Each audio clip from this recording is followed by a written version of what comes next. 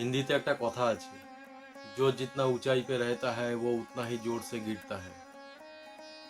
আর আমরা দেখলাম যে নেতা যত বড় বাড়ি করেছে, নতুন সরকার আসার পর সে তত দূরে পালিয়ে গেছে।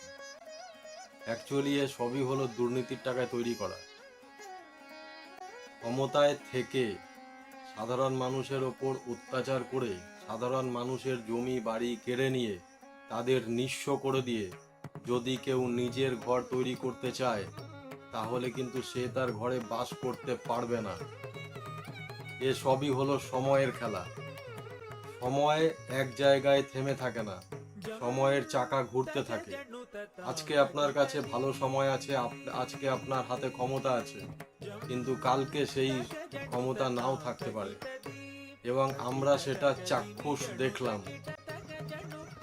পূর্ববর্তী সরকারের যত নেতা মন্ত্রীরা দুর্নীতি করেছে, যত নেতা মন্ত্রীরা ক্ষমতার অপব্যবহার করেছে, আজকে তাদের কি অবস্থা।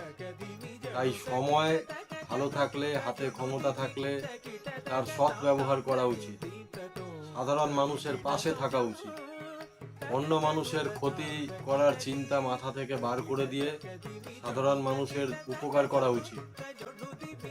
এতে আপনার ভালোই হবে।